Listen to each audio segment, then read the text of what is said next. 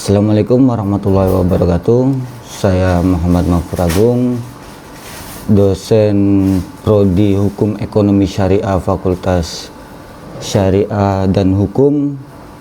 Saya akan mengajar hukum perdata dengan bobot SKS 2 SKS. Yuk kita ke kelas.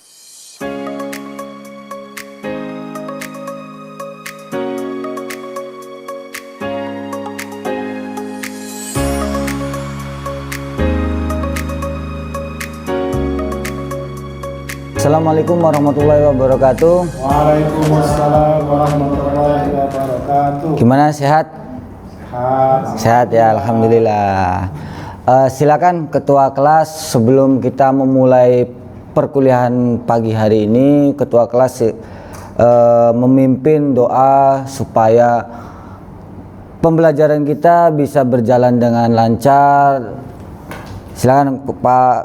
ketua kelas. Baik. Mari kita berdoa agar program kita diberikan pelajaran. Berdoa mulai. Selesai. Baik, sebelum saya mulai, saya absen terlebih dahulu ya. Sarkowi?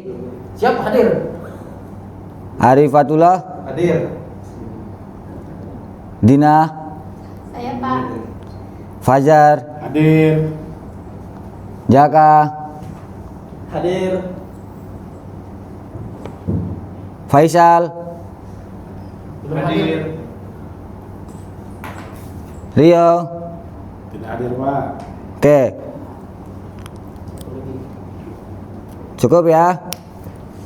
Baik, pada pertemuan kali ini kita sudah di pertemuan ketiga. Jadi di pertemuan ketiga ini kita membahas tentang bagian-bagian di dalam hukum perdata. Dalam pembagian hukum perdata terdapat ada buku ke-1, buku ke-2, buku ke-3, dan buku ke-4. Oke, kita membahas terkait hukum perdata. Hukum perdata, di dalam hukum perdata, ini menurut istilah dulu ya, hukum perdata mengatur kepentingan individu dalam hubungan antara subjek hukum. Jadi hukum perdata itu berbeda dengan hukum pidana dan hukum administrasi negara, bahkan atau hukum tata negara. Dalam hukum perdata itu kita bisa berlakunya hukum perdata antara saya dengan Anda, atau antara satu orang dengan satu orang, atau satu orang lebih. Jadi hukum perdata itu adalah hukum perorangan, biasa disebutnya hukum perorangan.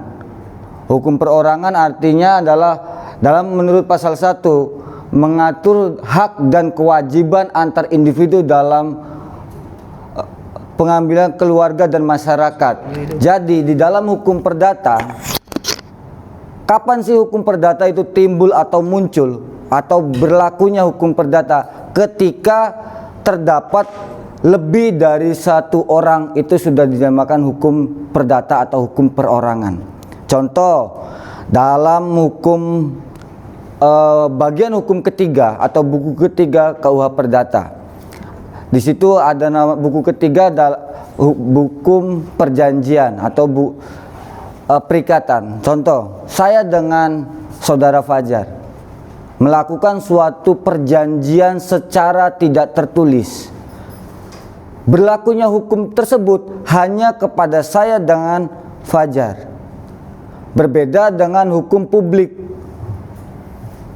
Kenapa seperti itu? Karena hukum perdata adalah hukum privat, hukum perseorangan. Jadi yang berlakunya, saya membuat perjanjian dengan saudara Fajar, dengan saudara Sarkowi berkaitan atau tidak? Tidak. Itulah namanya hukum perorangan. Nah, bisa juga kelompok. Jadi kita melakukan suatu kontrak kuliah. Dalam kontrak kuliah, berlakunya peraturan itu kan untuk semua kelas. Dalam satu kelas kita ini, ketika ada keterlambatan, maka sanksinya seperti apa? Ketika saya telat, maka sanksinya seperti apa? Nah, itu bisa digunakan juga dalam hukum perjanjian. Oke, kita masuk dalam buku ke-1. Nah, di dalam KUH Perdata terdiri dari 4 bagian buku. Biasanya buku ke-1. Nah, kita bahas tentang buku ke-1. Buku ke-1 tentang orang. Apa yang dibahas dari buku ke-1 KUH Perdata? Karena KUH Perdata dikenalnya kalau dalam istilah hukum itu bukan KUH Perdata yang lebih keren. Kalau dalam bahasa Belandanya ada namanya Burgerlijk Wetboek. Itu undang-undang yang diterjemahkan, bukan yang Jadi KUH Perdata itu masih murni hukum Belanda, hanya diterjemahkan oleh Profesor Subekti. Diterjemahkan menjadi kitab undang-undang hukum perdata atau KUH Perdata. Jangan salah sebut. Biasanya mahasiswa ini KUHP sama KUH Perdata itu sama. Biasanya menyebutnya sama. Nah, esensinya adalah berbeda. Kalau KUHP, kitab undang-undang hukum pidana. Kalau KUH Perdata, kitab undang-undang hukum perdata yang biasa disebut BW singkatnya. Kalau dalam bahasa Belandanya Burgerlijk Wetboek. Bukan Patrick Kluivert. Bukan, itu pelatih sepak bola. Ini BW.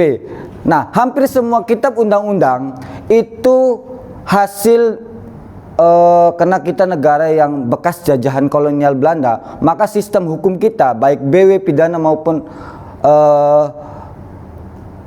perdata itu peninggalan dari kolonial Belanda. Terbukti dari kitab undang-undang hukum pidana, hukum perorangan. Nah, hukum perorangan ini mengatur tentang orang, baik mulai dari perkawinan, perceraian, terus waris bagi anak dan lain sebagainya. Artinya hak asuh. Nah, tetapi di dalam buku ke-1 itu ada pengecualian dan golongan. Ada golongan Timur Tengah asing, yaitu masyarakat Tionghoa, masyarakat Timur Tengah asing itu masyarakat Tionghoa, masyarakat non Timur Tengah asing itu adalah masyarakat Arab dan lain sebagainya, dan masyarakat Barat. Oke, dalam perjanjian, perikatan itu sama halnya dengan perjanjian atau biasa disebut kontrak. Dalam perjanjian itu diatur di dalam pasal 13 KUH Perdata, 1320 KUH Perdata mengenai syarat sahnya perjanjian. Salah satunya adalah syarat sahnya perjanjian perjanjian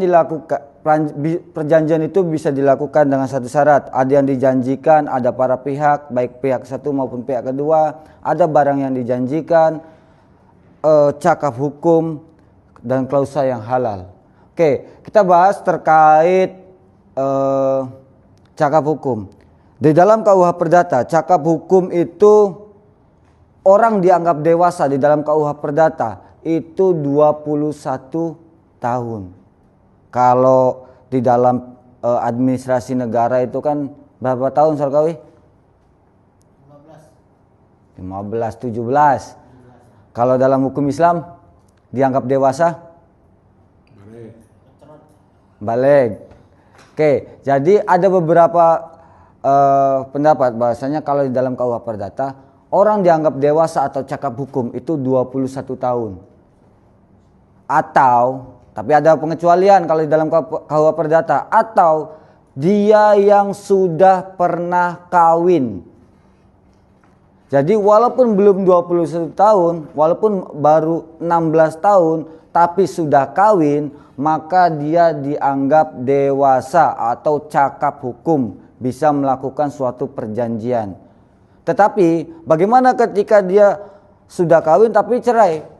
Dalam hukumnya, dalam KUH Perdatanya, sudah pernah kawin artinya dia masih statusnya kawin atau sudah cerai. Itu tetap dianggap dewasa atau cakap hukum. Oke, klausa yang halal. Nah, dalam konteks klausa yang halal di sini berbeda dengan konteks klausa halal dalam ilmu hukum Islam.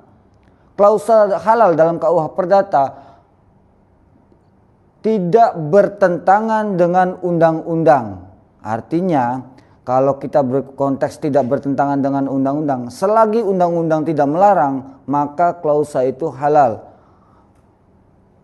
Jadi walaupun transaksinya apa, kalau itu tidak dilarang oleh undang-undang, ya disah-sah saja. Oke. Selanjutnya adalah daluarsa. Daluarsa atau pembuktian atau daluarsa. Ini buku keempat dalam KUH Perdata atau BW. Dijelaskan bahwasanya tentang daluarsa pembuktian, bagaimana pembuktian dalam KUH Perdata. Ada asas yang mengatakan bahwasanya ketika di dalam persidangan itu asas pembuktian adalah nullus testis, nullus testis. Nullus testis, nullus testis. Artinya kita itu dalam pembuktian, saksi itu lebih dari satu. Kenapa lebih dari satu? Karena di dalam nanti pasca ada hukum perdata, nanti pasca naiknya levelnya adalah hukum acara perdata. Nah, di dalam acara perdata itulah dibahas terkait bagaimana pembuktian dalam membuktikan dan kepemilikannya. Nah, bagaimana dalam pembuktian, misal contoh dalam pembuktian kepemilikan, bagaimana cara kita membuktikan barang itu milik kita? Sarkowi mempunyai sepeda motor. Buktinya apa Sarkowi memiliki sepeda motor? Satu, buktinya surat menyurat STNK BBKB. Walaupun bukan atas nama saudara Sarkowi, tapi sudah ada transaksi jual belinya, notanya, terus pembuktiannya dalam penguasaan. Nah, pertanyaannya adalah, kalau dalam penguasaan, karena ada undang-undang tentang kebendaan. Kebendaan ini juga kan dalam istilah ada benda bergerak dan tidak bergerak. Benda bergerak adalah benda yang bisa kita pegang. Sedangkan benda tidak bergerak adalah benda yang tidak bisa dipegang. Contoh, tanah. Tanah itu kan tidak bisa dipegang karena luas. Nah, itu namanya benda tidak bergerak. Atau benda itu posisinya tidak bisa berpindah-pindah. Nah, bagaimana cara penguasaannya? Pembuktiannya ini bagaimana? Masa ya kita harus menguasai memeluk tanah, kan nggak mungkin. Penguasanya adalah kepemilikan melalui surat menyurat. Berbeda ketika kita berbicara pena ini punya siapa? Berbeda. Kalau pena ini punya siapa? Pembuktiannya seperti apa? Dalam penguasaan, kalau dalam KUH Perdata, dalam kepemilikan saya dikuasai oleh saya, berarti ini pena milik saya. Tapi berbeda ketika benda itu tidak bergerak. Tanah itu punya siapa? Kepemilikan siapa? Oh, kepemilikan saudara Sarkowi. Bagaimana bisa membuktikannya? Dengan surat tadi. Baik itu surat sertifikat dan lain sebagainya. Nah, ada juga benda sifatnya bergerak tapi dikategorikan benda itu tidak bergerak. Kategorinya adalah benda yang besar tapi bisa bergerak, tapi dia kategorinya benda tidak bergerak. Adalah kapal tanker atau kapal besar. Nah, itu dalam hukumnya, dalam hukum perdatanya itu benda tidak bergerak. Walaupun posisinya bisa bergerak. Karena dianggap tidak bergerak. Oke, sampai sini ada yang ditanyakan? Cukup? Oke, kalau cukup untuk saudara ketua kelas, silakan dipimpin untuk doa agar semuanya mendapatkan barokah. Silakan saudara Sarkowi pimpin doa.